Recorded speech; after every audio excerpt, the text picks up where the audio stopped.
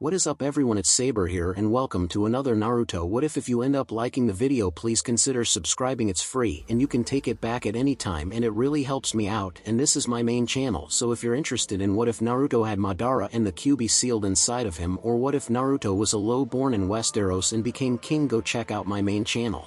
And if you're interested in what if Naruto was a assassin in Westeros, or what if Naruto was the long-lost heir to Whirlpool, go check out my third channel. And with all of the YouTube formalities out of the way, let's get into it. Konoha training grounds. Kushu stood next to the river as he prepared for his latest experiment. His close-range abilities, even aside from simply manifesting his Yuki, were coming along nicely. His ranged abilities, on the other hand, had stalled. He had found a few simple techniques that hurled rocks or water into the distance, but they were generally less accurate and far slower than just throwing a kunai, and the increased damage they could potentially inflict meant nothing if they did not connect. All the useful ranged techniques, the kind he would need if he were to engage in a true battle with an enemy ninja, required chakra to sustain them. Except for a few wind techniques, he had finally settled on the so-called battle element as his best solution. Fire had proven nearly useless to him, and the stone and water techniques available to him were mostly defensive in nature, augmenting an area that he really needed no help with. Lightning was completely useless for his purposes. Any lightning technique he had found mention of was merely a lesser implementation of something he could do with his Yuki already. He was trying to find new techniques, not replicate ones he already had access to. There may be hope in the higher ranked techniques, but he didn't have access to them yet, and likely wouldn't for some time. Line, on the other hand, sounded nearly perfect for his needs. Both the close range and long range techniques sounded incredibly useful, and added cutting power to his traditional brute force approach. There was something incredibly appealing about creating a blade made of essentially nothing that could cut through solid steel, although he hadn't actually found the jutsu that could supposedly do that yet. Pity still, he had found the air bullet technique. It didn't require advanced elemental manipulation, instead simply compressing air inside the user's body, then expelling it. It also didn't require chakra to maintain once it left the user's body, relying instead on speed to give it range. Done properly, the jutsu could strike far faster than any thrown kunai, and was thus supposedly very difficult to dodge. Kushu ran through the hand signs once again, making sure to use the lowest Yuki concentration he could. With a sharp inhalation, he launched the technique. The ball of compressed air hit the water with a small splash, creating a fine mist that dissipated quickly. He cursed. It looked like it had worked, but that was incredibly weak, certainly not battle-worthy even for a C-rank technique. He tried again, using a higher Yuki concentration to form a much denser ball of air that was still roughly the same size. The water in front of him seemed to explode, showering the area around him with water. He could just make out a long trench roughly a foot wide digging into the river bed before the surrounding water poured in to fill the empty space. He blinked slowly, wiping the water from his face. That was much better. Still time to try it on something other than water now. He turned, sighting on a tree roughly 50 feet away. A sharp crack echoed through the clearing as he watched a section in the middle of the tree shatter into splinters. With a laugh, he ran towards the tree and passed it to the next tree, which was similarly broken, and the next. He certainly hadn't expected this sort of penetrating power, but it was most welcome, and no backlash from the damn seal interfering either. He stopped running nearly 300 feet out as the damage finally stopped completely. The damage inflicted by the technique had slowly tapered off after the first tree, but it was still sufficient to blast through several trees and cover a considerable distance in a very brief period of time. He certainly hadn't seen anyone do that with a kunai. Of course, that was actually too strong for his purposes, but he could perfect the chakra-yuki ratio later. Right now, he would celebrate the fact that he finally had a usable long-range attack, even if it was only the one-time skip. Konoha Academy. Sakura Haruno observed the Yamanaka siblings out of the corner of her eye. It was the first day of the second year of the academy, and already they were the center of attention once again. They made it seem so effortless, so natural. She wished she could do that. She had spent all of last year trying to work up the courage to approach their group. She wasn't even certain what she would have done or said once she had, however, and she never managed to actually do it. They and the other clan kids, as they were known, were leagues ahead of the rest of the class, and they were also familiar with one another. Everyone in the class wanted to be part of the group, or at least emulate their relaxed manner and absurd level of skill. She, on the other hand, came from a civilian background with the stigma that came with it. Konoha didn't discourage civilians from joining the ninja program, quite the opposite in fact, but so many civilian kids didn't take the training seriously or were forced into it. because their parents wanted them to participate rather than out of a personal desire. Thanks to that, a large number of civilian children dropped out of the program or were transferred to the common genin classes to become artisans or messenger ninja. That path was quite lucrative and respected, but there was still the sense that they had failed somehow. More importantly, it wasn't what Sakura wanted for herself. She wanted to be a strong kunoichi, like Tsum-sama or Shizen-sama. The tests at the end of the first year had shown that she definitely had the potential to make it all the way through the academy. She had ranked 9th overall and 3rd on the kunoichi lists, falling just behind the clan kids in the ranks in both cases. Instead of garnering respect and admiration from her classmates, however, it just served to isolate her. The students from ninja families outside of the clan kids hated being shown up by a civilian, and constantly made fun of her. The other civilian children thought she was showing off and felt like they were pressured to work even harder to keep up with her. They too spurned her attempts at making friends. The clan kids themselves had been friendly and polite whenever they happened to interact with her, but they didn't seek her out or any of the other kids in the class for that matter, and disappeared as soon as classes were over, returning to their clan compounds for additional training from their families, or to train with each other. She couldn't say if she really even registered to them or if she was just one of their many classmates. She had heard rumors that they were all trying to graduate after a single year, and that Naruto was already practically guaranteed to do so with Ino close behind them. That minimum graduation age law had been passed. She had expected them to be upset about it, but other than the Nara boys saying troublesome even more than usual, none of them seemed to react or even care. She watched curiously as Shikamaru called the group together, and they consulted about something, whispering too lowly for her to make out any of what they were saying. One of them would scan the room every now and then as if looking for something before returning to the conversation. After a few minutes there were nods all around and Naruto stood up. She watched curiously as he began walking across the room, heading in her general direction. She glanced around wondering what he was looking for. She was seated near the back of the room alone, and there really wasn't anything interesting or useful back here. "Hey Sakura," Naruto said suddenly. Sakura squeaked, then blushed. She couldn't believe that Naruto Yamanaka had come over here just to talk to her. Yes, she replied. "You ranked 9th overall last year, didn't you?" Naruto asked, smiling encouragingly. Yes, she said again, slightly confused. "That's what I thought," Naruto said, his smile widening. "The others and I got to talking. See, we'll be graduating in 3 years and we'll be split up into teams of 3. The problem is that there's only 8 of us, so 2 of us could get paired with somebody we don't know, or like we got our heads together and decided that we could fix that by just picking our own 9th team member. If we have 3 years of working together, there's no way the teachers will try to break us up." Sakura nodded mutely. That certainly made a lot of sense and showed a great deal of foresight and planning. "Well?" Naruto asked expectantly. What?" Sakura asked, confused. "Are you going to join us or not?" Sakura gaped. "You want me to?" She trailed off. Yes," Naruto said with a grin. "You don't want another ninja kid? Everyone would love to join your group, I'm sure they would, but we don't want just anyone." The other ninja kids had access to experienced ninja at home and had every chance to train just as long and hard as we did, and they chose not to. You, on the other hand, come from a civilian family and didn't have those advantages. Everything you've done was all you. That's what we want. We want you hardworking, intelligent, dedicated." Sakura Haruno, "We all like you too, so that certainly helps." Sakura was blushing bright red at this point, inarticulate squeaking sounds escaping from her mouth. Their conversation had finally drawn the attention of the rest of the class, most of them looking as if they couldn't believe what they were hearing. She noticed Ino stomping over and wondered if the group had changed their minds. There was just no way they really wanted her, was there? Ino shoved Naruto to the side, muttering under her breath, "Honestly, couldn't you have done this without embarrassing her like that?" she said to Naruto. She then turned to face Sakura and smiled, holding out her hand. "Come on Sakura, you can sit with us from now on." Sakura hesitantly reached out her hand and took Ino's part of her, still not believing this was really happening. That feeling lasted nearly the whole day, only fading entirely when she was being introduced to half the clan heads in Konoha as the newest member of the team. Time skip land of when the village, hidden in the sand, a lone figure trudged slowly through the sand. His entire form was shrouded in light, loose-fitting clothing, a scarf wrapped around his head providing protection from the sun that was already beating down upon the broken earth. He carried a long staff on his back, one end wrapped in cloth that concealed whatever capped the staff. He also carried a large pack on his back, though he did not seem to notice the weight. "He's definitely around here, Konori?" he asked aloud, though no one replied. "Well, that's not very helpful, is it? In the desert? That's the best you can do?"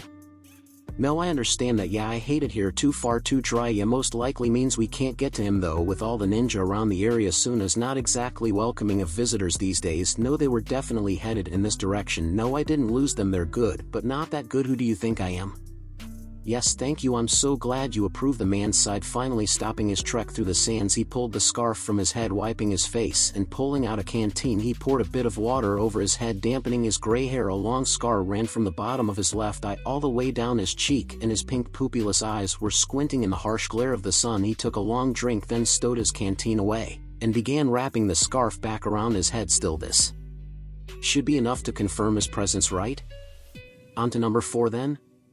Yeah, Kumo is next. At least it will be cooler. Me too. Time skip. Konoha. Anko Mitarashi was in the middle of relating the greatly exaggerated tale of her latest mission to her companions Kurenai Yuhi and Yugugo Yuzuki, a half-eaten skewer of dango waving wildly through the air as she gestured, when she was rudely interrupted. Hey, I know you're the snake WH lady, a man said loudly, voice slightly slurred. The noise level in the bar fell for a moment before the chatter resumed, even louder than before. If the man had been paying attention, he would have noticed a lot of bets taking place and money being slapped on tables. I hear you like a good time. I think I can help with that. The man leered. His eyes wandered over Anko's body, taking in her tan trench coat that hung wide open to reveal a tight skirt that stopped halfway down her thighs, and a mesh bodysuit. The nearly see-through material technically covered everything, while still managing to emphasize Anko's curves. She was in excellent shape and had absolutely no problem showing it off. Kurenai and Yugugo just groaned, but Anko eyed the man for a moment before grinning widely. Oh, I guarantee I can show you something you'll never forget. Come with me, big boy. Anko motioned and led him out of the bar. The betting reached a fever pitch as the door closed behind her. Kurenai and Yugugo exchanged a long look, consulted briefly, and added their own money into the pool. A few seconds later, a loud scream of horror echoed from outside, and Anko strolled back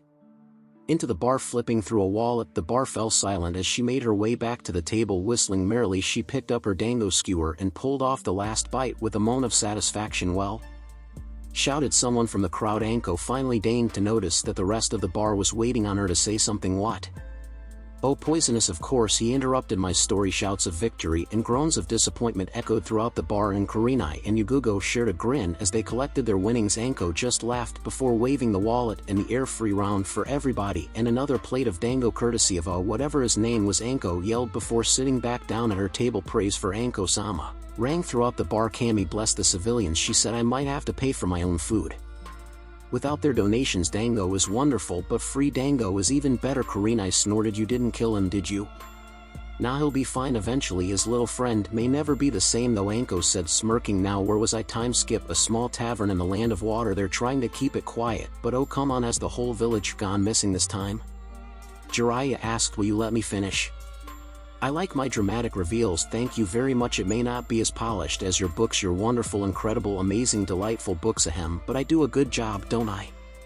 Jiraiya sighed, but waved him on. Go ahead, thank you. Now, as I was saying, they're trying to keep it quiet, but they just sent out 4 whole squads of hunter nin after somebody. Jiraiya waited for a few seconds, but his informant didn't add anything else. That's it? That's all you've got?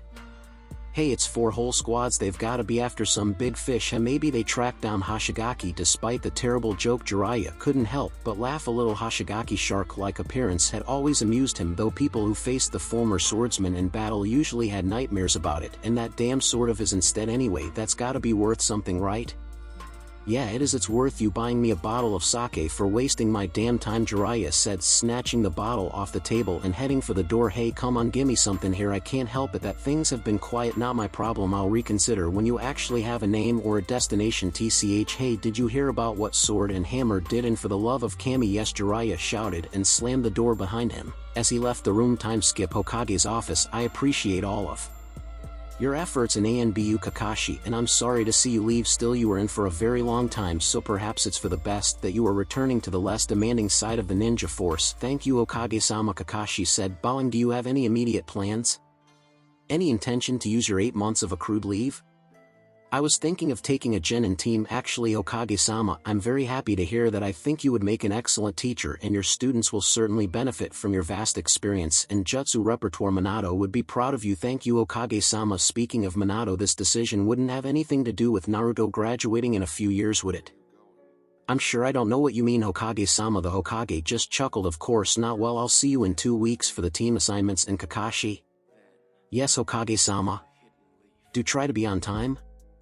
I'm sure I don't know what you mean, Hokage-sama. Time skip. Near the border of the land of rain, Orochimaru cursed as he fled. The constant rain soaking the ground made it difficult to move quickly, even with his chakra aiding his footing. Just a few more minutes though and he would be out of the storm and the threat it represented. Away with his prize, he let a small chuckle escape. All his efforts will have paid off handsomely. As soon as he made it to hello Orochimaru, Itachi said, I think you have something that belongs to me. Orochimaru stopped in his tracks, staring at the young man who had appeared before him. Itachi's hair was matted down by the rain and his solid black cloak was parted slightly, showing the already drawn sword in his hands. Orochimaru began to laugh quietly. Everything seems to be going my way today. First I claim my prize, he said, patting the bundle secured to his back, and then another dearly held wish of mine is fulfilled. Without any effort on my part. His words were sibilant and his yellow-slitted eyes glowed eerily in the darkness of the storm. Itachi smiled slightly. If you wanted to die you could have just asked nicely, he said. No, I think I'll be taking your eyes instead. You won't have any use for them after I'm done with you. Boy, you can have them if you like, Itachi said, still smiling softly. Orochimaru's confident smirk faltered as he heard the Uchiha's words and relaxed tone. I haven't needed them for years. He suddenly blurred forward, sword flashing. Orochimaru barely managed to dodge in time and the battle began. Time skip. A small outpost in the land of whirlpools. We got another letter from Konoha. Tsunade called out. Kushina immediately stopped her training exercise and hurried to Tsunade's side. Well?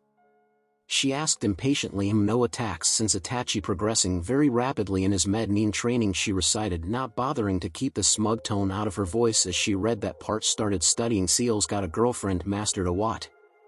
Kushina yelped. Oh sorry, that was just Ino again, Tsunade corrected, smirking. Still not funny, Kushina growled, though she too was smirking a little. They both found Ino's relationship with Naruto adorable. They were happy he got along so well with his adoptive family, even if they wished he was with them instead. It made their own situation a little easier to bear. Time skip. Konoha training grounds. Hello Naruto-kun, or should I say Kushu? Ah, Itachi, I thought that was you. So nice to see you again. I must say you are looking relaxed. I followed your advice, and you were right. The world looks very different now. I feel more alive than I ever did here. Kushu grinned. So ready to hear more? Before that I just happened to stumble across something you might find very interesting, Itachi said, pulling a large scroll out of his cloak. I think even you will learn something new from this. Kushu unrolled the scroll, reading quickly. A low growl issued from his throat as he saw what was written within. Where did you get this? He snarled. Itachi smirked. Oh, a little snake just dropped it in my lap before it slithered away. Kushu grinned, sensing an amusing story there. Still he kept his attention focused. What do you know about this Akatsuki? Time skip. In the village hidden in the sand, Gaara sat silently as he stared out at the city. His eyes were dull and listless, though every now and then they would twitch or crease in pain. His family, and he used the term loosely, was currently asleep in the building below him. He knew they were related by blood, but he also knew that the constant terror in their eyes when they looked at him wasn't normal for a family. He'd observed enough other people to know that real families didn't look at each other like that. Still, Kankuro and Temari were the only ones who would get anywhere near him, terrified or not, and they kept coming back even after he threatened to kill them. He wasn't even sure himself if he meant the threats or not. There were times he'd kill anyone just to make the voice in his head shut up. He'd done it before and would do it again. It never worked for long, of course, but sometimes those few minutes of peace were worth it. He envied them their sleep, envied everyone their sleep. Really, every night he wondered what it was like as he sat staring at the city bathed in moonlight. Did they feel nothing as they slept? Did they dream of happy things? What must it be like to feel rested and refreshed? He had killed the last person who told him he looked tired. He'd actually enjoyed that one, watching with a vicious grin on his face as his sand slowly squeezed the man to death 1 inch at a time. He'd never bothered to learn the man's name before or after Temari and Kankuro had avoided him for a week with sleep like death.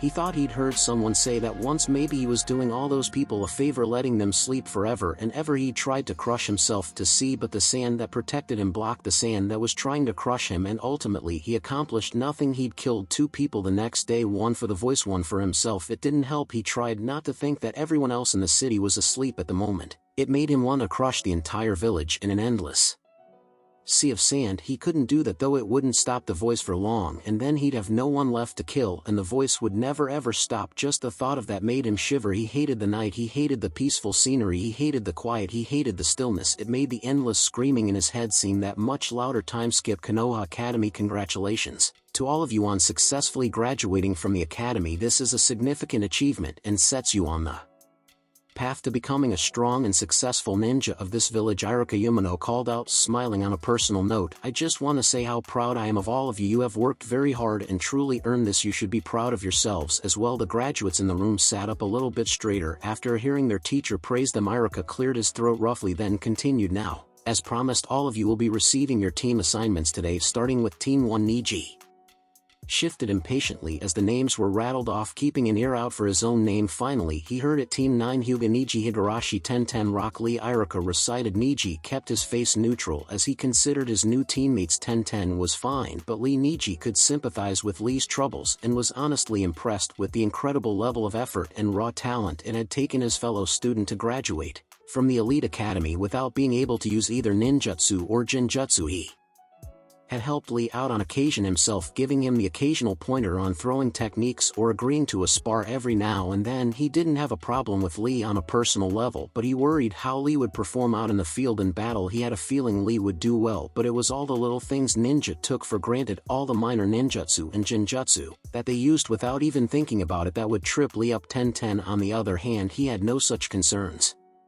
About a civilian earning the Kunoichi of the Year title was practically unheard of, and she had overcome a Nara on a Kimichi and an Inuzuka to earn it. She could pose a challenge to the likes of Ino Sakura and Inada-sama if she tried him. There was a thought he'd have to invite his new teammates to the training sessions. Some fresh challengers and new perspectives could push their skills in new and interesting directions. Tenten's talent with throwing weapons, in particular, was the best he'd ever seen bar none, and Lee's focus on taijutsu could mix up the bouts a bit. 1010 and Lee joined him at his desk as they waited for their instructor to arrive. They chatted quietly about who their instructor might be and what they would be like for a few minutes as they watched the other teams slowly leave the room. Yash, I am Guy Mato Joun, an instructor of Team 9. Team 9 to me, a loud voice cried out from the doorway of the classroom. All sound in the room ceased as every student still in the room turned to stare. Standing in the doorway was a tall, heavily muscled man in a green jumpsuit with orange leg warmers and a Jounin flak vest worn over it. His black hair was arranged in a bowl cut and his eyebrows were incredibly large. His appearance, astonishing as it was not the only reason why the room was silent, though. Guy Mato had one hand thrust forward, giving a thumbs up, and a wide smile on his face even as Niji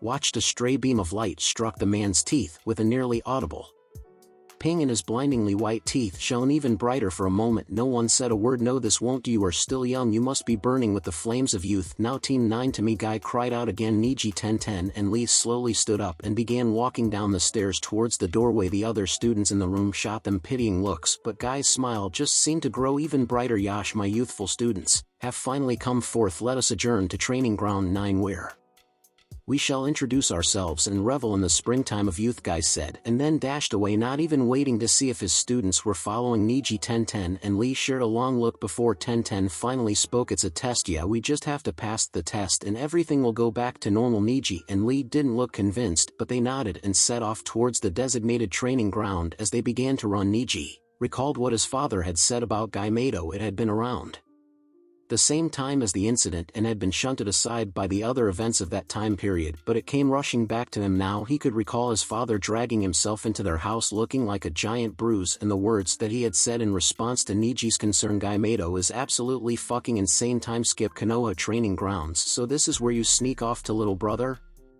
Ino asked, observing the clearing. It's pretty nice, but did you have to go so far out? It's private and is everything I need. I've actually grown rather fond of it over the years, Naruto replied, sitting against the base of a tree. Ino plopped down in front of him. So what did you bring me out here for? Need your older sister to give you some more training tips? Perhaps, but there's something we need to talk about first, Naruto said. If Ino wasn't mistaken, he actually sounded nervous. What's up, little brother?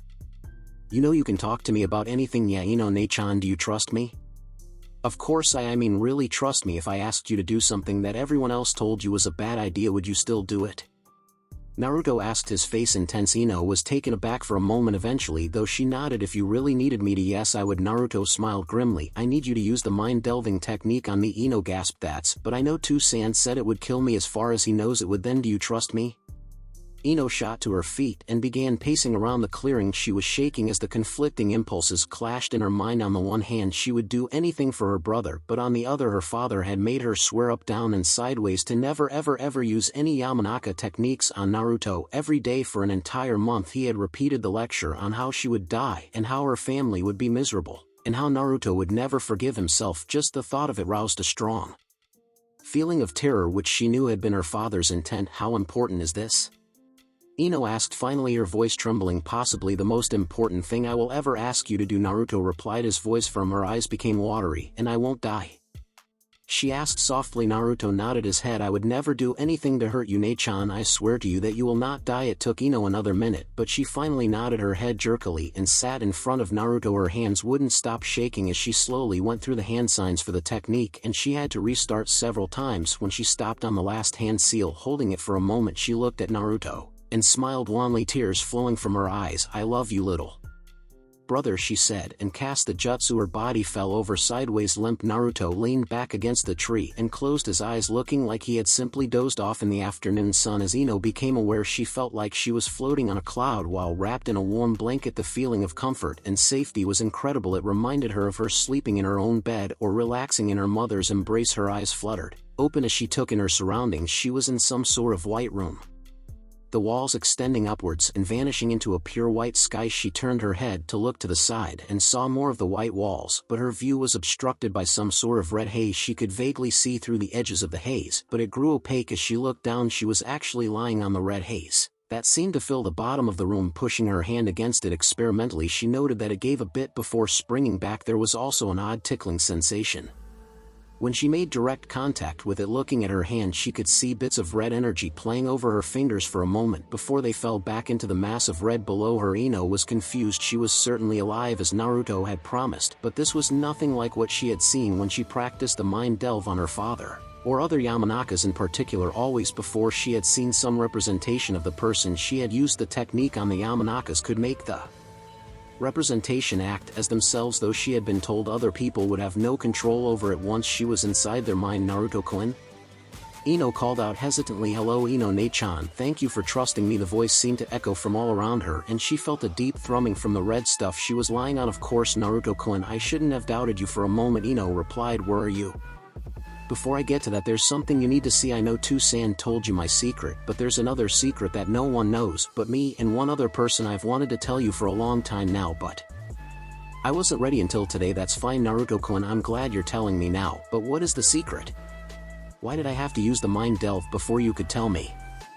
I couldn't just tell you because I don't think you'd understand with just words. Now you can see for yourself, though. I need to show you a memory. As Naruto spoke, his voice still echoing throughout this weird room, a small orb of purplish chakra appeared before her. Ino recognized this as the standard representation for a memory in a ninja's mind, though the purplish tinge was probably unique to Naruto. I know Yamanakas can tell when a memory is real or fake, and I want you to make sure you pay close attention to that, okay?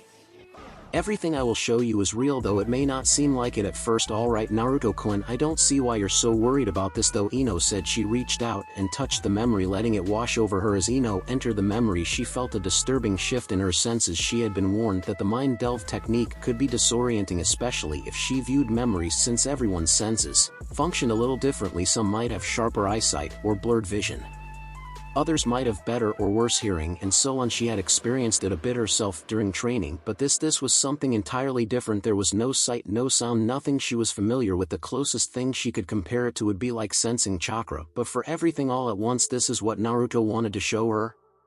What was this?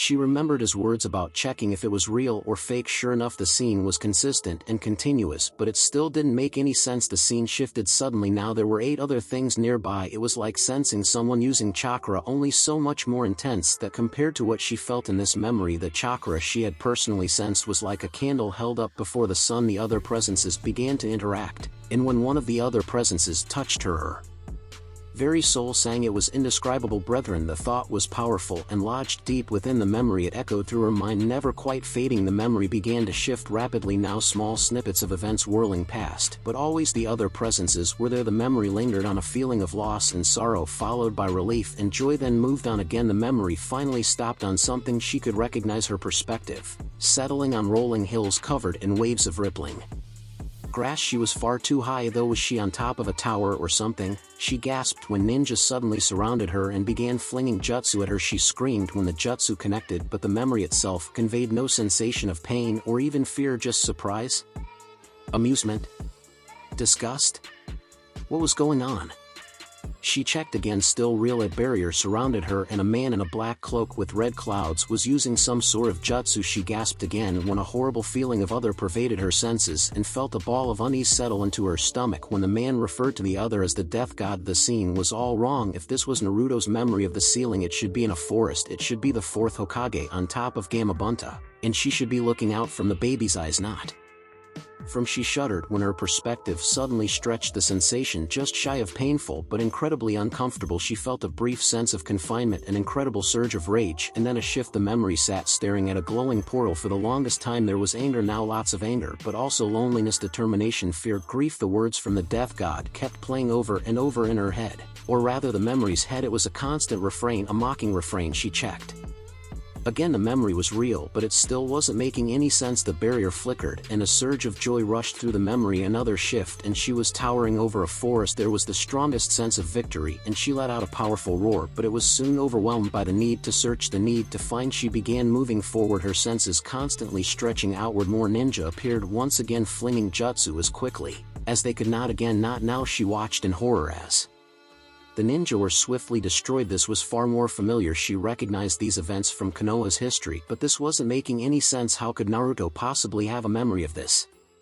She checked again, but it was still real, still consistent. She watched helpless as the memory was sealed. Yet again the death god speaking the same words as before. She felt the building fury that was soon brought under control. She watched as the memory explored the white room, a room she recognized. She watched the door smashed open and the red haze flowing out of the room. She felt the confusion, the understanding, the panic dead. The feel of the memory shifted now, the return of such mundane senses as sight and smell startling her. She watched the Hokage carrying the memory around, the blonde woman named Tsunade. She knew that name from somewhere, talking about chakra. The white-haired man staring at her stomach, the red-haired woman bursting in the memory jumped ahead, and she was startled to see herself lunge forward and hug the memory, heard her mumbled words, and felt the wetness of her tears. She knew when this was, of course, but to see it from this perspective, she felt the absolute shock, the realization that the little girl actually cared, and the unacknowledged shift in perception of the little human from human child to brethren. She tumbled out of the memory, tears flowing down her face. She breathed in slowly and deeply several times, and out. Naruto? She asked. Yes, Ino-ne-chan? I'm going to freak out now. After an indefinite period of time, Ino collapsed back onto the red haze, panting and sweating. She was certain most of that had been inarticulate or composed almost entirely of swear words, but she had really needed to get that out of her system. Naruto hadn't said a word the entire time, just watching patiently as she ranted and raved. She settled deeper into the red haze and just stared at the ceiling for what felt like hours, letting the warmth and comfort of it wash over her. Naruto never said a word, waiting for her to respond. This really should change everything. She thought what Naruto had just shown her was that was really important, wasn't it?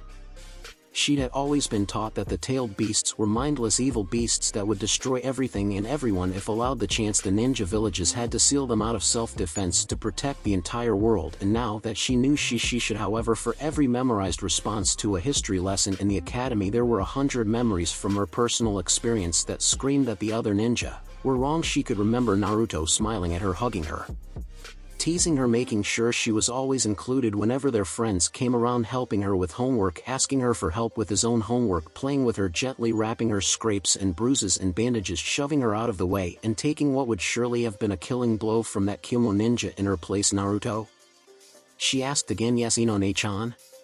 The voice responded, still echoing. What am I laying on? Me, he answered, the voice clearly coming from below her. Now she turned her head to look and found herself staring into two giant red eyes. The vertical black slits studied her intently, widening and narrowing slowly. She could feel the rise and fall of the haze below her. Now it wasn't really a haze anymore, though what had been cloud-like now had the very definite feel of fur, soft and luxurious and warm, but definitely for the rise and fall coincided with the gentle puffs of air flowing across her skin coming from the large nose in front of her. She heard a swishing sound behind her and turned to see 9 large tails swaying through the air. Deep breaths in and out. She calmed much more quickly this time. Naruto? She asked yet again. Yes, Ino-ne-chan?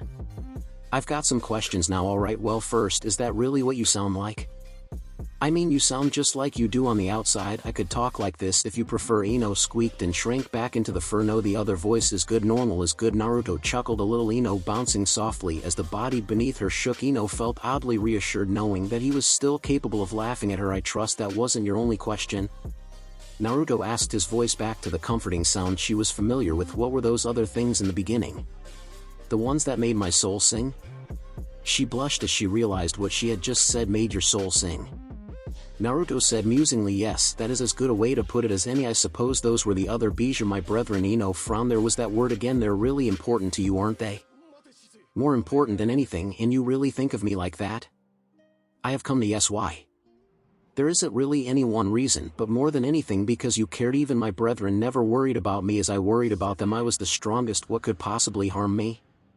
But you? You were terrified that I had been hurt, terrified that I would turn you away, and you cared not because you felt that you owed me something, but because I was your brother. Ino nodded slowly. Naruto was right about one thing. If she hadn't experienced the memory for herself, she couldn't possibly have understood just how much that word meant to him. Even now she grappled with the all-encompassing enormity of it. The meaning was so broad, so thorough, so complete. Most people considered family to be bound by blood. With Naruto, the concept was part of his very being. Where are the others now? The growl that issued from his throat was terrifying, even knowing that it wasn't directed at her. Sealed, Naruto said furiously. Ino frowned, thinking about the memory she had seen. But the death god said you would be banished, wouldn't they have gone back to the same place you did? If they were sealed in the same manner I was, yes, I have come to the conclusion that my seal was different somehow, perhaps because of the design, perhaps because of the death god himself. Whatever happened to the others has prevented them from escaping as I did, so I must find them myself to free them. Ino nodded again. That much had come through clearly from the memory. Hey, what's your real name? You do have a name, right? Yes, I do. My name is Kusha the Burning Sky. I like Naruto better. Naruto snorted. Somehow I'm not surprised. It's probably best that you continue to refer to me as Naruto anyway. If someone heard you calling me another name, they would become very suspicious. She frowned suddenly as she recalled something Naruto had said early on. You said one other person knew this secret. Who is it? Tusan? The Hokage? No, they would likely have killed me already if they knew. After all, I am the tailed beast that attacked the village. But that's not what happened. You didn't even know the village was there. You were just looking for the others. Ino shouted indignantly. The world considers my kind to be nothing more than mindless beasts serving no other purpose than to destroy and kill. I'm sure you remember how often they harped on that in the academy. I have been unable to determine when or how the shift in perception occurred, as we had enough exposure to the humans of the past to learn their language and communicate with them. They knew us and revered us as mighty beings. I recall Saika actually had a group of them worshipping her at one point. Naruto laughed. Saika? Ah, I believe you would know her as the Two Tails. Still, I am getting off track. The ninja would consider the presence of any tailed beast as an attack. That your fourth Hokage tried to use the death god to kill me and seal my power into a human child reveals their true purpose. However, Ino frowned. That's not perhaps. Naruto allowed. I am hardly the fairest judge in this matter. Nonetheless, there are many things they could have tried, and they chose to try stealing my power for themselves. Ino's frown deepened. She couldn't refute Naruto's words at the moment, but she didn't really want to think of the fourth Hokage. Holy shit, what? That memory just after you were sealed, they called you Minato's son. Hell, the fourth Hokage even referred to you as his son during the sealing. You're the fourth Hokage's son. Well, the body is anyway. Ino finished lamely. Does that matter? No one has ever mentioned it to me, and even the Hokage avoided naming the fourth Hokage when telling me about my parents. Given my experiences since the sealing, I had assumed that the people who raised the child were considered more important than the biological parents. Ino opened her mouth to scream. Yes, it matters, but paused at a loss. It should matter. Yeah, he's the fourth Hokage. Why doesn't anyone know that you're his son? The third Hokage and the other people in the office knew. At least. She pondered the question for a minute, then shook herself. You changed the subject. You didn't tell me who the other person who knew was. If you don't want to tell me, it's Shizen, isn't it? Naruto snorted. No, it's not Shizen. I must say, I've never understood why you dislike her so much. Ino growled softly. She's the only other person you ever refer to as Nei-chan. She replied sullenly. Perhaps, but she is not my sister. You are. Ino felt a warm glow when he said that. She'd always liked having a brother before, but hearing him say that now after she knew just how much it meant. Hey, she snapped. You changed the subject again. TCH. What the hell? Why don't you want to tell me? You aren't going to like it. I just found out that my brother is a Bijou, is like a bazillion years old, has 8 other siblings, and has killed hundreds of Konoha ninja regardless of the circumstances, and you think I'm not going to like this? Yes, oh, Ino said softly. She fell back onto the fur and stared up at the ceiling for a while. Finally she said musingly, well, how bad could it be really? I mean, I think I handled this bit of news fairly well, didn't I? Besides, it's not like it's Itachi or something, right? You're supposed to say right there it's Itachi, isn't it? Yes, what the fuck? Ino shouted as she jumped to her feet and began pacing around. You told fucking Itachi before me? The guy who tried to kill you. Wait, is this why he tried to kill you? Why didn't you kill him back? You could have killed him, couldn't you? Possibly, but what everyone else knows about that night isn't exactly accurate, by which you mean it's complete and total bullshit more or less. Yeah, Itachi figured out my real identity on his own from some very tiny clues and gut instinct and confronted me about it and then tried to kill you? Are you going to let me tell you what happened or not? Fine, Ino said, then settled back into the fur despite the fact that she was lying on top of a giant red fox that could possibly destroy Konoha if he really wanted to. She felt comfortable and safe thinking about it. Even when she'd first figured out that Naruto was actually the tailed beast, she hadn't felt scared or in danger. Confused, absolutely, but not scared. Even if he was actually taller than the Hokage Tower and had 9 tails, he was still Naruto to her. He revealed that he knew I was actually the tailed beast, told me how he figured it out, and even guessed my real goals. I only had time to explain a little about the bijou before the search parties started closing in on us. I convinced Itachi to become a missing nin, although I think he'd already decided to do that himself, and we set up our battle scene to fool the other ninja. Everything from there. You know, why did you let him go? Isn't it really dangerous to have someone who knows who you are out there? In this case, no, Itachi won't betray me. We understand each other far too well for that, and there's a mutual respect between us. He's already proven to be a very valuable ally. In fact, he has. How? And how do you understand each other? He brought me a scroll which detailed part of how the other bijou and I were originally sealed, as well as who was behind it. When you haven't left Konoha ever, have you?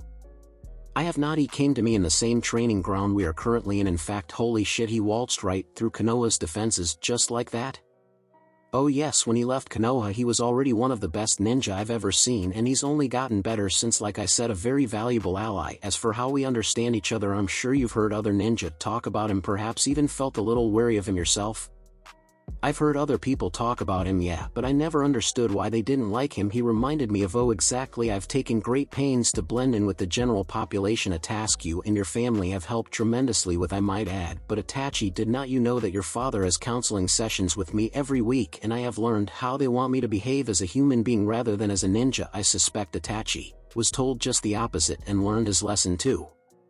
Well, you are possibly the only person who could actually see the similarities between us, as I allow myself to act more naturally around you than anyone else, even beyond his external actions. However, is the way he thinks. He always seeks to grow stronger, but rarely takes pride in what other people consider exceptional or amazing about him. He doesn't value the adulation of the general populace, instead seeking approval and companionship from a select few. His family, he evaluates everyone else based on whether they could pose a threat to him or not, and prepares to act accordingly if need be. I have heard your father refer to this as the veteran ninja mindset, and spoke of it as if people had to force themselves to acquire it, and that they had lost something when they finally did. He was also greatly concerned that I showed traits of this mindset and focused a great deal of time and effort into fixing me. He failed to realize that such a mindset is natural to me and to Itachi as well. Itachi may be human, but his mind is that of a demon without question, so they hate him because he acted like a ninja is supposed to act?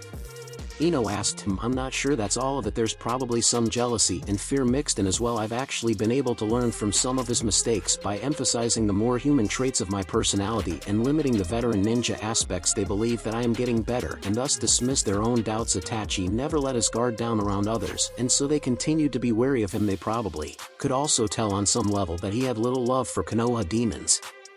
Do not give their loyalty to physical locations or abstract concepts. That is most certainly a human conceit. Our family is made up of distinct individuals that we know personally, and we give our loyalty to them and them alone. But it's not like you're some sort of killing machine. You joke around, tease people, have things you enjoy even outside of studying or training. Ino replied, yes I do, but partially because that is what is expected of me. I would normally limit my interactions solely to you and a few others I respect, and dismiss everyone else as irrelevant. Itachi never found people he could respect until I came along, which I suspect was part of his problem. Now that he has freed himself from Konoha, he has fully come into his own. He looked far more relaxed and at ease when I saw him last than he ever did here, which tells me that he has found a new family, or at least someone he can respect and interact with. Ino absorbed that for a few minutes. All right, she said finally, I suppose he's not a complete and total asshole. After all, I feel a little bad about all the things I said about him. Now you were quite inventive when it came to him, as I recall. Ino blushed slightly. He tried to kill you, or I thought he had anyway. Hey, she suddenly shouted, punching the fur below her. You scared the crap out of me that night for no reason. I did say I was sorry. Well, now you have to make it up to me again, Naruto. chuckled the vibrations traveling through the fur and jostling Ino slightly in her resting place. If you insist, well, I do so there, she said, relaxing again. Although Naruto said, his voice teasing, you did call me a stupid-tailed beast, but that was sorry, she finally said. But now you have to make it up to me, he replied. I hate when you do that, Ino muttered. Fine, even Naruto said, chuckling. Ino laughed a little herself as she settled back onto the fur again. She reflected on everything she had learned so far and came up with another question. What are you going to do now? I mean, I can see why you've spent so much time studying and learning, but we're going to be Genin in a few months, so my purpose ever since I came back to the human realm has been to find my brethren and free them from their seals. I didn't intend to get sealed again, but it may have turned out to be a good thing. I can't say I regret it now. I've learned much about the human world, acquired skills I never would have thought of before, and now that I've begun studying seals, I may find a way to prevent this from ever happening again. And met me, Ino said, smirking. That goes without saying, Naruto replied. Well, you want to free your brethren, but what if you keep getting sent on missions to other places and can't find them? What if you get stuck in the village for some reason? What will you do then? My purpose is to find and free my brethren, but oh, I see, Ino said softly. If it came down to it, there was no choice for Naruto. He would leave the village in a heartbeat. If it meant finding the other Bijou, where would that leave her? It didn't take her nearly as long as she thought it would to come to her own decision. I'll help you, thanks, Ino-ne-chan. But what if I said I'll help you, period? I see, thank you, no thanks needed. You're my little brother, so that means the others are too. Of course I would help. The flood of emotion that washed over her was breathtaking and beautiful. It wasn't quite like what she had experienced in the memory, but it was far closer than anything she'd ever felt before in her life. She just laid back and basked in it for several minutes, reveling in the feeling. After a few minutes she got a sly smile on her face. Hey Naruto, I've got another question. Yes, Ino-ne-chan? Do I make your soul sing? She teased. His answering groan sent her into peals of laughter. Time skip. Hokage's office. Hokage-sama, you have received another 7 applications for the Jounin instructor group. Mitsuko is secretary, said the Hokage, sighed, rubbing the bridge of his nose. How many does that make now? Mitsuko referred to her notes. 114. Hokage-sama, 114 requests to become a Jounin instructor for a batch of academy students that will produce 15 teams at most, probably less. I usually have to offer incentives to get people to take up the job. I believe it's because of Naruto-kun and the others. Hokage-sama, the requests don't say it outright, but they all mention their familiarity with clan techniques as part of their qualifications. Of course, the Hokage said sullenly. The kids who least need an instructor are the ones drawing all the attention. All right, we need to trim these numbers down. Throw out all the ones who have previously turned down the chance to become an instructor at any point. When you've done that, let me know how many are left and we'll go from there. Mitsuko spent nearly half an hour sorting, arranging, referencing, and shuffling while the Hokage filled out some of his other paperwork. Finally she was prepared. 27 candidates remain. Hokage-sama, he frowned. That was more than he had expected. Actually, he thought he would need to allow someone from the other group to take a team in order to have enough instructors. Who has been trying to get a team the longest out of that group? 30 seconds later Mitsuko had his answer. That would be Ataki-san. Hokage-sama, he has been trying for 3 years in a row, but no team has managed to pass his exam. Normal operating procedure states that an instructor is allowed to select his own candidates subject to approval by the Hokage if their previous team was assigned to them and failed. His file states that he has declined to exercise this right the prior 2 years. The Hokage chuckled to himself. Kakashi knew exactly what he was doing and had positioned himself to handpick his own squad out of what would likely prove to be the strongest class of graduates Konoha had ever seen. He might have to change things up depending on who exactly Kakashi picked, but that pretty much guaranteed Naruto was already taken. Who comes after Kakashi?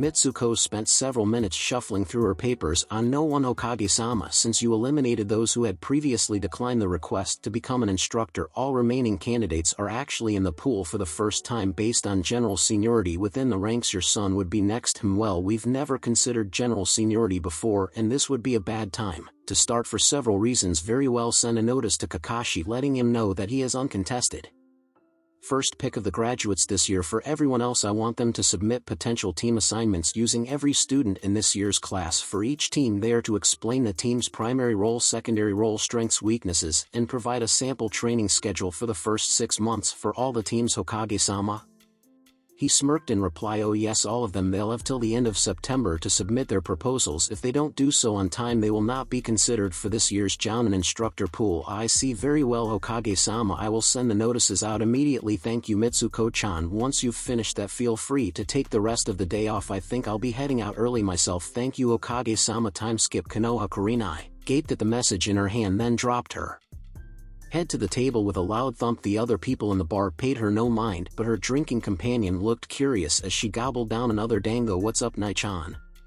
Anko asked. When she didn't receive an answer, she snatched the message out of Kurenai's hand and read it over. She whistled lowly once she finished reading it. "Didn't know you'd signed up to be an instructor. Looks like a lot of work. This is the first year I am eligible. I didn't actually think I'd make the cut, but I heard you get an advantage the next time you try. Nobody mentioned it took this much work. Yash, I see that your flames of youth are dimming, and must lend my own experience as a jounin instructor so that they may burn brightly once again." Anko threw her freshly stripped dango skewer at Guy. He caught it between his fingers and began to twirl it around his fingers at high speeds, laughing. "Hi, you must try much harder before you will be able to best Konoha's beautiful green beast. Give it a rest, Guy," Anko snapped, waving another dango skewer in a vaguely threatening manner. "Very well, I shall abide by your youthful plea," Guy said. His body relaxed and his voice dropped into a less exuberant tone. It was actually quite disconcerting to see a calm Guy for those who hadn't witnessed this rarest of events before. "Now I hear you have applied to be a jounin instructor this year?"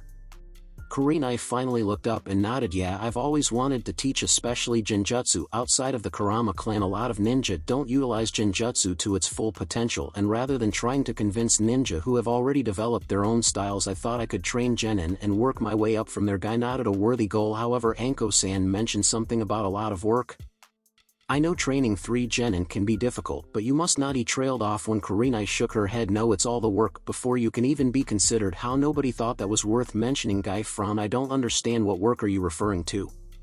"The write-ups on all the possible genin teams," Kurenai said, dropping her head to the table again. Guy shook his head, but finally spotted the note Anko was holding after asking for it and reading it over. He nodded his head solemnly. "I see. I guess this year there must be an abundance of potential instructors this year?" Kurenai asked. "You mean correct. This was not a requirement last year. In fact, Kakashi, my eternal rival, join us and lend your own experience as a jounin instructor so that we may help our fellow jounin." Kakashi slowly wandered over to the table, his nose still planted in his orange book. Despite having one eye completely covered and appearing to be completely focused on his book, he dodged and weaved his way through the crowd without a single misstep, or so much as bumping into anyone. "You say something, Guy?" "Alas, despite your eternally hip attitude, I must refrain from proposing another contest at this time." Kakashi's head snapped up, his eye widening in disbelief. "Must be serious then," he said, snapping his book shut and putting it away. "All right," he said, pulling another chair up to the table. "What's up?" Kurenai took a moment to reply. She was actually feeling a little intimidated now, sitting at a table conversing casually with 2S-ranked ninja. Kakashi and Guy were considered 2 of the strongest ninja in the village, and here she was, a newly promoted jounin. I submitted my name to be a jounin instructor this year, but no one warned me about all the work." Kakashi shook his head. "I know teaching 3 kids can seem like a lot of work, but I meant the write-ups for all the potential teams." Kurenai interrupted. Kakashi's brow furrowed. Guy wordlessly handed him the message and he quickly read it over. "I see, my eternal rival. Did you not receive a similar message?" No? Did your team last year not fail? Are you not trying again?" "They did fail, and I am trying again." Anko suddenly started laughing. "Poor Nai-chan." "What?" Kurenai snapped. "You said there are advantages after your first year. Looks like this is one of them. You don't have to do the write-ups, do you, Kakashi?" Anko asked. "Nope." Kurenai gaped. That's not fair." Kakashi's eye narrowed slightly. "Perhaps not, but it's the Hokage who makes the final call. If you have any complaints you can always take them up with him," he said, his tone even. Kurenai recoiled slightly, then blushed. "Sorry," she muttered, relaxing. Kakashi just waved her off. "If it makes you feel any better, I think I'm the only one who doesn't have to do the write-ups. If you do a good job, you might be pleasantly surprised." With that, he got up and wandered off to another part of the bar. After saying farewell to Anko and Kurenai, Guy followed him, his voice back to its normally exuberant levels. Anko began working on another skewer of dango. "So what you gonna do, Nai-chan?" Kurenai read over the note again, then nodded resolutely. "I'm going to get to work," she said. Time skip. "We have still been unable to locate Yagura Leader-sama. Our last reported sighting placed him near the land of waterfalls, but we have been unable to confirm that he was there at all, much less capture him. That is unfortunate. I shall have to be more careful in my approach in the future." "Leader-sama, you are certainly not to blame for no, it was my mistake. I was too trusting that he would understand our goals, and he has since chosen to hide away from us. I shall be more careful in the future, as you say, Leader-sama. Thank you for your report." You were dismissed. As the door closed behind the messenger, the leader turned to his companion. "How are Jun and Kyoko doing?" They have finally begun their training and seem to be doing well. The new seal designs have calmed the beast's Yuki considerably, and the loss of potency is tolerable. It will still take time, but they should be able to harness more power overall without running into the risks that Jinchuriki normally encounter. Excellent news, and they understand our cause? Absolutely, they are eager to take their places at your side. Good. Hopefully I will have a chance to visit them myself before too long. I should get to know them personally if they are to stand by me. The door burst open and another messenger rushed in. Leader Sama, we have located the Jinchuriki of the Six Tails. The leader stood and offered a hand to his companion. Shall we, my dear? It seems we have some work to do. Time skip. Konoha Academy. Well, that was the last student to take the exam today. Congratulations to all of you who passed. You will need to return to this room in 1 week at 10:00 a.m. to receive your team assignments and meet your jounin instructors. Dismissed. The children flooded out of the room chattering excitedly and showing off their headbands. The clan kids walked as a group at a more sedate pace, heading to the Nara compound. Their parents were already gathered there to prepare for a graduation party. How do you think they'll divide up the group? Kiba asked his canine partner. Akamaru yipped from his perch on top of Kiba's head. Troublesome. Any possible combination could work well within this group, so there's no way to say for sure. Shikamaru replied, you don't think they'll try to put us on a team with someone else? Chuji asked nervously. They might think we'd benefit the other teams if we were spread out. Sakura pointed out they can try. Naruto said, smirking, as if we'd let them get away with splitting us up. Ino said confidently it would not be logical to separate a group which has consistently demonstrated such a high level of dedication and teamwork. Shino said, adjusting his sunglasses. Hinata nodded, adding, we've prepared for this for years. We'll be fine. Like I'd accept being on a team with anyone else. Sasuke said. They all shared quick grins and determined nods before they resumed walking to the Nara compound. Hokage's office. You wanted to see me, Hokage-sama? Ah, Kakashi, how nice of you to join me, and only 37 minutes late. I'm impressed. I think that might be a record for you. Kakashi just laughed nervously, rubbing the back of his head. The Hokage cleared his throat sternly but decided to let the matter rest for the moment. The reason I called you here is to let you know about the team assignments for this year's graduating class. I reviewed your request, but unfortunately I can't fill it in its entirety. Kakashi stiffened and started to protest, but held his tongue when the Hokage raised his hand. Relax, Kakashi, you still got Naruto-kun and Ino-chan as well. I know better than to try to split those two apart. No, I've decided that Sasuke will need to be placed with another team. Kakashi relaxed slightly but still appeared tense. May I ask why, Hokage-sama? You may indeed. As you may have heard, I had the other jounin instructor candidates create potential team assignments using every student in this year's class. 2 instructors in particular submitted team designs using Sasuke that haven't been fully explored before and have quite a lot of potential. I believe that Sasuke will ultimately prove more successful in one of those teams than in your requested team. With all due respect, Hokage-sama, I find it hard to believe that any other instructor outside of an Uchiha would be better equipped to teach Sasuke than I. You do have a certain advantage in that regard, yes. However, I am not concerned about your instructions so much as Sasuke's role in your team. Hokage-sama, I understand your feelings on this matter, Kakashi, but I will not be changing my mind. Understood, Hokage-sama. Kakashi said stiffly, if I may ask, who will be my third genin? Sarutobi nodded sharply and relaxed, leaning back in his chair. Ah, that's the question, isn't it? The 2 instructors in question will be arriving shortly to discuss their ideas. That discussion will determine which genin you will be able to choose. Hokage-sama, I rest assured that your third genin will be one of the clan kids regardless, so I don't think you'll have anything to complain about. Typically the Rookie of the Year and Kunoichi of the Year are placed on a team with the student with the worst scores, but I'm not going to do that to you for several reasons. Kakashi sighed quietly. Understood, Hokage-sama. When will the other instructors arrive for this discussion?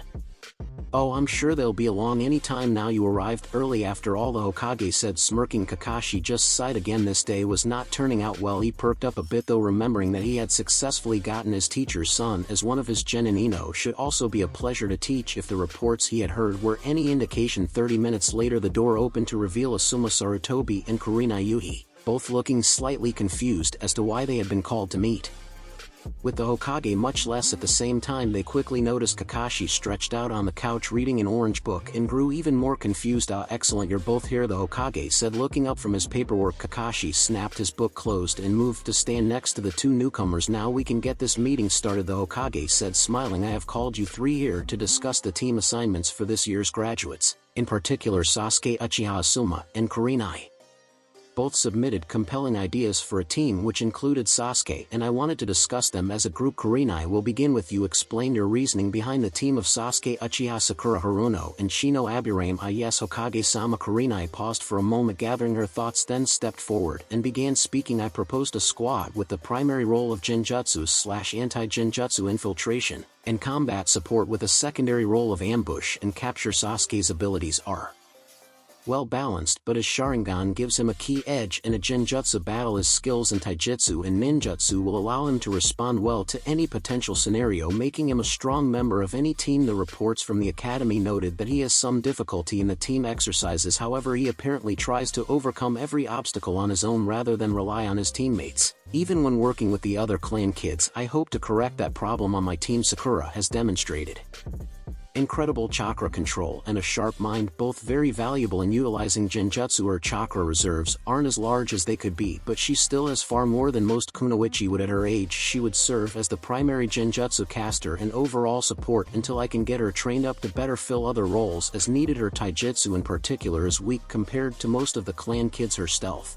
and survival skills are among the best, however, especially considering that she comes from a civilian background. Shino is another well-balanced graduate. He has strong taijutsu abilities that complement his Kakaichu-based jutsu well. The Kakaichu consume a large portion of his chakra reserves, which leaves him weak in ninjutsu, but he is compensated by developing his tactical awareness and chakra control. The few ninjutsu he can use are low-cost and highly accurate. His offensive capacity with Genjutsu is weak, but the Kakaichu make his defense against Genjutsu nearly perfect. They also provide an excellent means of tracking between Shino and Sasuke. We should have no problems detecting or pursuing any target beyond the known drawbacks of the Aburame bloodline. Shino has no clear weaknesses, but I hope to help him become more creative with the application of his Kakaichu. My proposed training schedule was thank you Kurenai. That will be sufficient. The Hokage interrupted. Kurenai blushed slightly and stepped back. Both Kakashi and Asuma nodded thoughtfully as she finished speaking. Konoha had never had a focus on Genjutsu thanks to so many clans having a built-in defense against them. Between that and the Kurama's Genjutsu boosting bloodline, most ninja in Konoha felt that it simply wasn't worth studying that field at all. Kurenai's own career as a chunin had shown that Genjutsu could be highly effective when used thoughtfully and carefully, and the idea of a whole team capable of operating on that level, while still capable of performing other duties, was compelling. Asuma, please explain your reasoning behind the team of Sasuke, Uchiha, Hinata, Hyuga, and Shikamaru. Nara. Yes, Hokage-sama. The team's primary role would be a combat strike team with a secondary role of an ambush and capture squad. As Yuhi Jounin pointed out, Sasuke is a well-balanced genin. With his Sharingan he will soon be able to win any ninjutsu and most taijutsu matchups and won't have to worry about Genjutsu. Hinata is focused on her taijutsu and clan abilities, and Shikamaru has become something of a prodigy with the shadow techniques. Sasuke would become the ninjutsu specialist and either take enemies out himself or herd them towards Shikamaru, and Hinata would be the primary scout and use her Jukin, while Shikamaru will be the team strategist and use the Nara techniques to capture or harass enemies. Asuma recited, not bothering to go into as much detail as Kurenai had. The Hokage nodded. And for the sake of comparison, what was your basis for requesting Sasuke on your own team? Kakashi. Both Asuma and Kurenai's stiffened word had gotten around that Kakashi had free rein to request his own team, and he had clearly done so. If that was the case, why were they even talking about this? Scouting and long-range ninjutsu. Kakashi replied lazily. The Hokage nodded again. I trust you see why I want him on another team now. Kakashi just nodded resigned. Asuma and Kurenai both looked confused. It was Asuma who finally spoke up. Hokage-sama, if he's not going to be on Kakashi's team, then who gets him? Well, obviously one of you two, but which one still remains to be decided. To that end, I would like to ask a few questions to get a better understanding of your proposed teams. Asuma, why did you design this team with Hinata Hyuga instead of Chuji Akimichi? Surely you are aware of the close ties between the Nara and Akimichi clans, and particularly between Shikamaru and Chuji? I am, but Hinata has the Byakugan, making her the perfect scout, and the Jukin is a powerful style made only more so when coupled with the Nara's shadow jutsu. I see the Sharingan, while perhaps not perfect, is also capable of tracking targets thanks to its increased observational abilities. How does this fit into your plan? Well, it wouldn't really. Hinata would have that angle covered, allowing Sasuke to focus on his ninjutsu. I see, the Hokage said. Again he turned to Kurenai. Next, you seem to focus on Sasuke's abilities to handle any situation. Does this mean that Sakura and Shino are expected to function solely as support for Sasuke? No, Hokage-sama, Kurenai replied. I would expect the entire team to be able to respond well to any situation regardless of their individual specialties. I would further expect each to be able to support the other two as the situation called for it. I see, the Hokage said. Thank you both, that will be all. Asuma and Kurenai hesitated, clearly expecting to hear more about the team placements, but nodded and left. Kakashi remained behind, watching them leave out of the corner of his eye when the door closed behind them. He turned back to the Hokage. She's quite impressive, isn't she? Oh yes, Konoha is fortunate that she decided to be an instructor. She's still new, of course, but I think she'll do an excellent job. What did you think of Asuma's proposal? Kakashi shifted uncomfortably. It was short-sighted and lazy?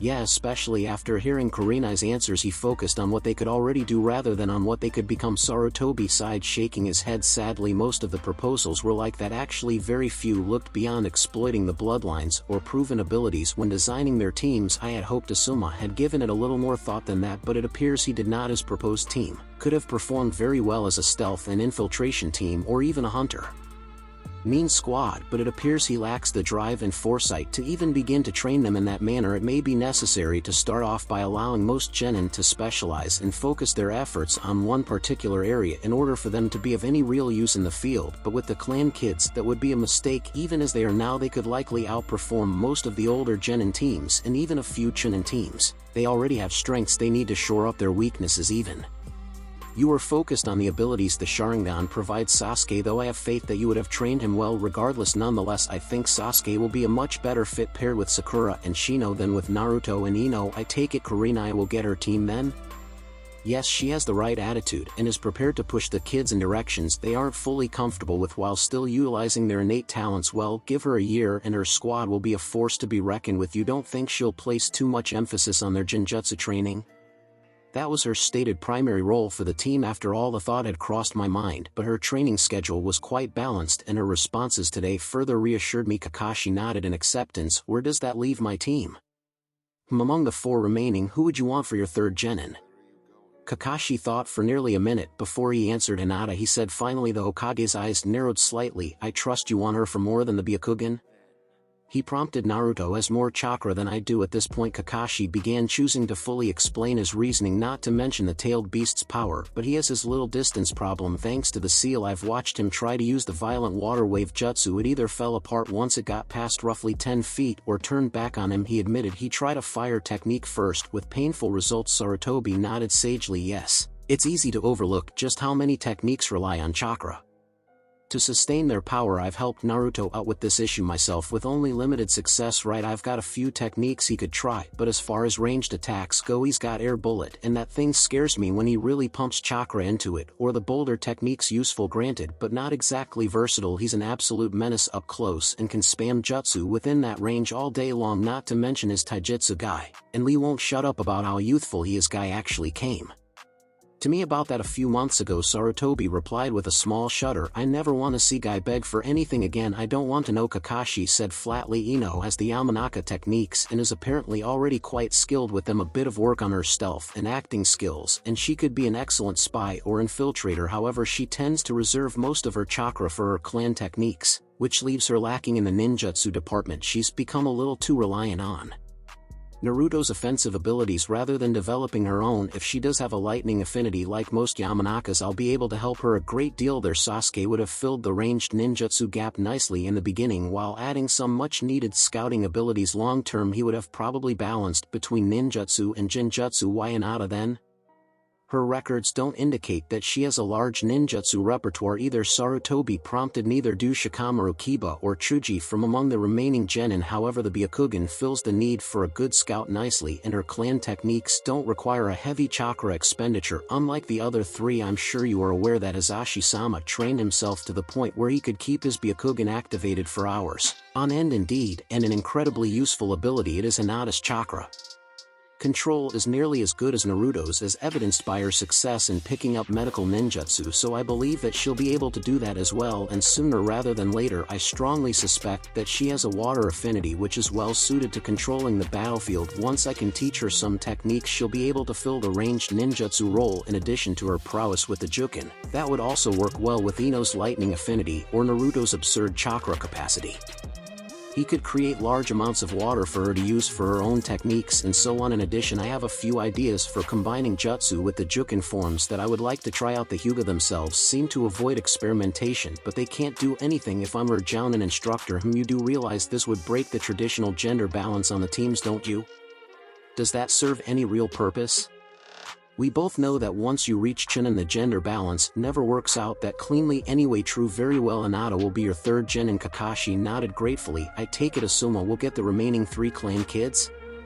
Sarutobi shuffled through the papers on his desk for a moment, then pulled out a file. After his poor showing earlier, I think that would be a mistake. If he truly wants to be a jounin instructor, he can do so without relying on bloodlines. No, given that they are heavily balanced towards taijutsu at the moment, I think this person would be well suited to teach those 3, he said, handing the file to Kakashi. Kakashi's eye widened as he took the file. This is, he muttered, I didn't even know she was eligible. She's worked very hard since she rejoined the ninja force, and I think she's actually stronger now than when she originally went inactive. It's been quite impressive to watch. Actually, at any rate, this is her first year requesting to be a jounin instructor, and she's never turned down the chance before, so she made the first cut. She also put far more effort than most into her write-ups, and I'll actually be using some of her ideas for the other teams. A lot of people aren't going to be happy about this. I doubt the kids or their families will complain, and no one else should have any say in the matter. If they do, they are welcome to explain themselves to me personally. Kakashi nodded, smiling slightly as he examined the file. This would certainly be interesting. If nothing else, time skip. Konoha, geez, you need to relax, Nai-chan, Anko said, poking her dango stick in Kurenai's direction. But I haven't heard anything since the Hokage called me into his office. Asuma was there too, and he's the Hokage's son. Granted, the Hokage is usually very careful about avoiding favoritism like that, but he should know how his father thinks and have an advantage that way. Hokage-sama didn't even say anything about my answers, just I see, and then he sent us on our way. Well, if he called you, and then there must have been something useful, don't you think? Anko replied, trying to be supportive. Yuhi Jounin, the Hokage has requested your presence for a meeting in his office regarding the team assignments at 9 tomorrow morning, and Anbu said, dropping a slip of paper on the table in front of Kurenai. The masked ninja had already vanished to their next destination before Kurenai even had time to process what had been said. Kurenai picked up the slip of paper with shaking hands, but it only repeated what the Anbu had told her. See, everything's fine. If he wants to see you again, it's gotta be a good thing, right? Anko trailed off uncertainly. There was no way to tell for sure, really. The Hokage made a habit of delivering both good and bad news personally whenever possible, casting about for a way to cheer up her friend who was swiftly working herself towards a nervous breakdown. Anko decided to offer the ultimate gesture of kindness and respect. Here, you can have the last stick of dango, Anko said, handing it to Kurenai. Kurenai looked at the stick in her hand, then looked at Anko's face. Her expression was so serious and concerned, but her eyes kept moving towards the dango in Kurenai's hand with a hungry glint. Kurenai couldn't help it. She burst out laughing. Time skip. Hokage's office. 11 jounin were gathered outside the Hokage's office, eyeing each other speculatively. Everyone was wondering which genin they had gotten on their team. Kakashi was standing to one side of the room reading his book and giggling quietly to himself, steadfastly ignoring the occasional dirty look he received from the others in the room. The Hokage finally summoned them inside and began the meeting. First off, I would like to thank you all for agreeing to become jounin instructors. This position is a vital but often underappreciated role that ensures the continued prosperity of Konoha. We actually had over 100 applications this year, and those of you gathered here today have shown yourselves to be the most dedicated and thoughtful from among the applicants. I have reviewed your submissions regarding the potential teams, and while obviously not every idea can be implemented, there were several fresh ideas that your jounin commander and I have decided to incorporate now. As Kakashi has the most seniority among this year's applicants, we shall start with his team: Yamanaka, Naruto, Yamanaka, Ino, Hyuga, Hinata. Their designation will be Team 7. There was a stir of surprise in the room. While technically not an official rule, it was incredibly rare for a genin team to have 2 females, even more so for one fresh out of the academy. That Kakashi had chosen to snag both the Rookie of the Year and the Kunoichi of the Year was no surprise, though most of them would have done the same given the chance. There had been a great deal of speculation regarding who his third genin would be, though the betting pool had been surprisingly even on that front. Now moving on, Satoshi Yamashita will have Team 1 consisting of the Hokage. Continued Team 5: Ogawa, Kensuke, Mori, Mamoru, Fukuda, Nariko. Jounin instructor is Sarutobi. Asuma wa Hokage-sama? Asuma asked, startled. Yes, Sarutobi jounin? The Hokage replied, his voice slightly stern and one eyebrow raised. Asuma quickly stifled his objection, recognizing his father's tone and knowing no good would come from pushing the issue. Nothing, Hokage-sama. The Hokage nodded sharply and continued. Kurenai's heart started beating faster when he began reading off the names for Team 8. Team 8: Haruno Sakura, Aburame Shino, Uchiha Sasuke. Jounin instructor is Yuhi Kurenai. Yes, Kurenai shouted happily, then immediately slapped a hand over her mouth. Blushing, the Hokage just chuckled. I hope you maintain that level of enthusiasm once you begin teaching your students. Yuhi Jounin, I am expecting great things from you. Yes, Hokage-sama. Thank you, Hokage-sama. I won't let you down, Hokage-sama. Kurenai babbled. The Hokage just chuckled again and resumed reading. Eventually he ended after reading off the name for Team 12. Every Jounin in the room had been assigned a team, but it was Asuma who asked what most of the people in the room were thinking. Hokage-sama, what happened to Team 9? There are also 3 students who graduated who haven't been mentioned yet, the Nara Akimichi and Inazuka kids, he pointed out. Indeed, however, their Jounin instructor has been out on a mission the last few days and isn't expected back until tonight. As you no doubt surmise, those 3 are on Team 9, but I will refrain from announcing anything until I can inform their instructor personally. If there are no other questions, that concludes the meeting. The other Jounins slowly drifted out of the room. Chatting about their teams, Asuma had a rather displeased look on his face, a stark contrast to Kurenai's exuberant expression. Time skip. Konoha Academy. Alright, now the moment you've all been waiting for. Team assignments, starting with Team 1. Iruka said, reading off the scroll. Team 7: Yamanaka Naruto. Yamanaka Ino Hyuga. Hinata Ino pumped her fist victoriously while Hinata smiled and moved over to join Naruto and Ino. At their desk, the other kids shuffled around to give her room, eagerly waiting to find out their own teams. Naruto smiled and turned to Hinata. Glad to have you on the team, Hinata-chan, he said, smiling. Hinata returned his smile, blushing slightly. Team 8: Haruno Sakura, Aburame Shino, Uchiha Sasuke. The kids shuffled around again, exchanging grins. Team 9 will be Nara, Shikamaru, Akimichi, Chuji, Inazuka, Kiba, Hei, and Akamaru. Of course, Kiba's canine partner yipped in response, drawing chuckles from the other people in the room. More smiles all around, as they had expected. Their group had been kept together as much as possible. Shikamaru and Chuji exchanged a quick thumbs up after Iruka finished listing the teams. He said, once again, congratulations to all of you. I look forward to hearing more about your successful careers as Konoha ninja. Your instructors will be along shortly to collect you. Iruka had barely cleared the door before several ninja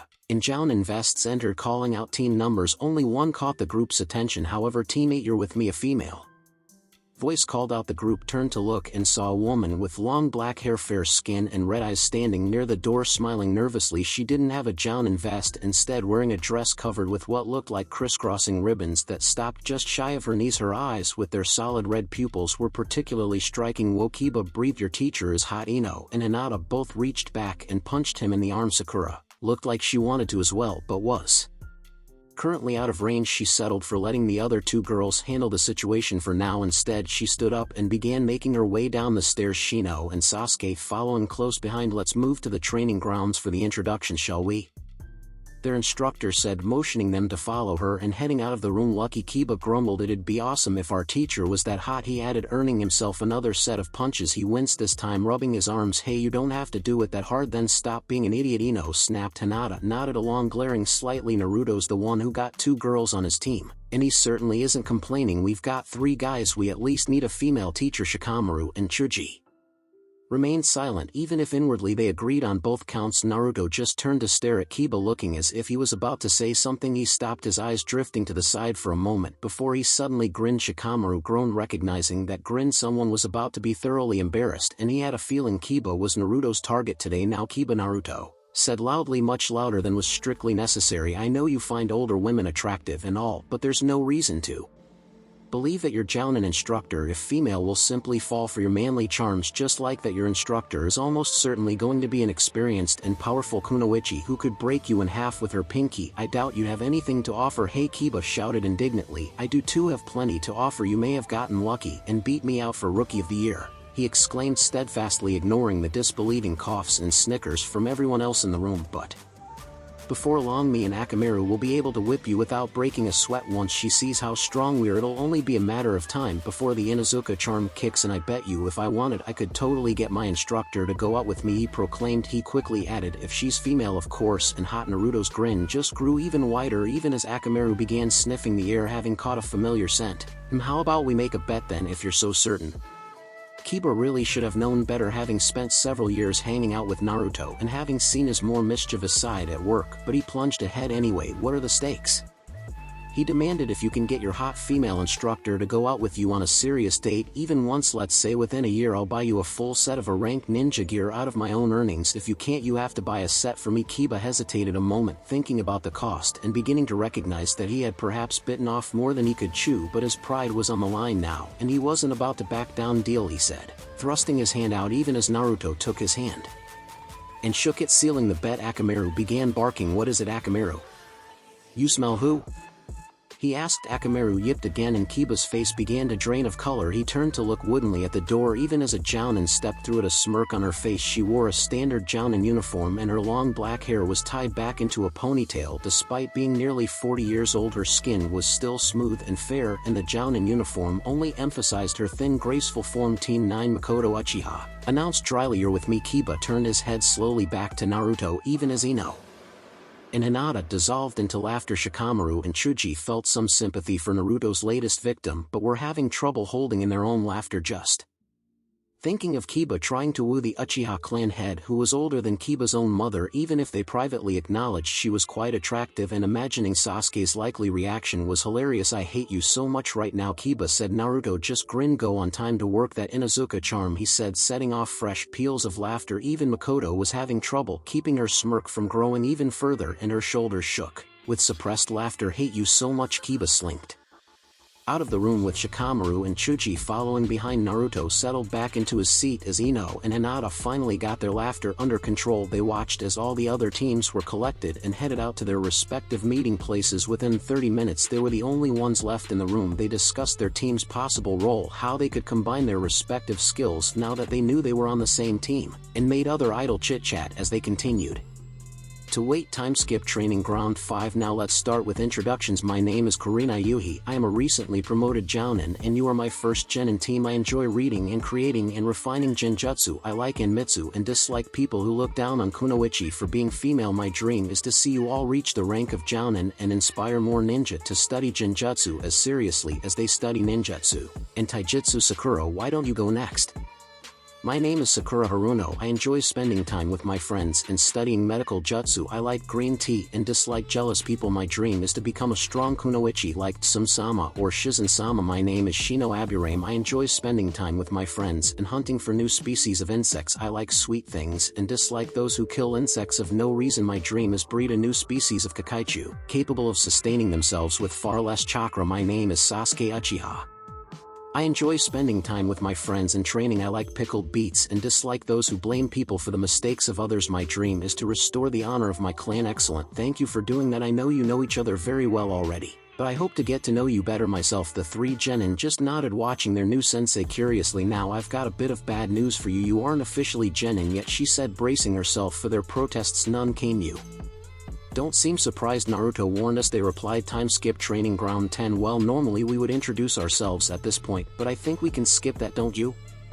Makoto said, smiling. Troublesome, it's going to be impossible to take it easy with you as our sensei. Shikamaru said. Chuchi just shrugged, perfectly content with their teacher. Kiba was still sulking in a corner, occasionally rifling through his wallet and counting his money with a sour look on his face. You've got that right, Makoto said, smirking. I know exactly what you kids are capable of, and exactly how far I can push you. I also plan to make sure that you pick up some new skills. You're very well trained for Genin, but you've tended to specialize and avoided growing in certain areas. I will be correcting that, she added, a feral grin on her face. Shikamaru just groaned and Chuji gulped nervously. Kiba continued to sulk. However, before we get to that, I've got some bad news for you. You aren't officially Genin yet, and you knew that. Naruto-kun warned you, didn't he? Yep, hates so much, Kiba muttered to himself. Time skip. Konoha Academy. 2 hours later, Naruto, Ino and Hinata were still waiting and starting to get rather hungry. Hinata finally decided to comment, seeing that both Naruto and Ino were growing restless. Did Iruka-sensei happen to mention a time limit? Or anything specific to our team? Naruto growled and shook his head. No, he didn't. He apparently expected our teacher to be here by now. Ino nodded in agreement, then sighed. How long do you think we should wait? Hinata shrugged. Do you think this is some sort of test already? To see how well we can follow orders, maybe? Ino frowned. Maybe, she said doubtfully, but none of the other teams had to do this. Hey, why don't you check and see if anyone is coming? Hinata Hinata nodded and activated her Byakugan, wincing slightly as her eyes adjusted to the intense glow coming from Naruto. Even after years of seeing his aura, it still took a few moments to adjust to it when her Byakugan activated, and it only seemed to have grown more intense as time passed. She took a quick look around and deactivated her bloodline. There's no one else in the building at all. Naruto stood upright. That's it. If our sensei can't bother to show up on time, I'm not going to go hungry. Waiting for him, it's not like Iruka-sensei said we had to wait here anyway, he said shortly, and we're way past that. Let's go eat lunch and come back, shall we? Ino hopped to her feet immediately and Hinata hesitantly followed. Maybe we should eat somewhere close by so we can keep an eye out for our sensei? Naruto shrugged. Sure, is there anything good around here? We don't usually eat in this area. Hinata frowned uncertainly. We don't either, she confessed, activating her bloodline again. She swept the area looking for restaurants. There's a dango stand, a small bar, a takoyaki stand, and a ramen stand. Let's try the ramen stand, Naruto said. Lead on, Hinata-chan. Time skip. Konoha Academy. The door to the classroom slid open, revealing a tall man with spiky silver hair and a jounin uniform. He had his headband slanted across his forehead, completely covering his left eye. His hand was rubbing the back of his head as he stepped into the room. Sorry, I'm late, I got lost on the Kakashi, trailed off as he took in the empty room.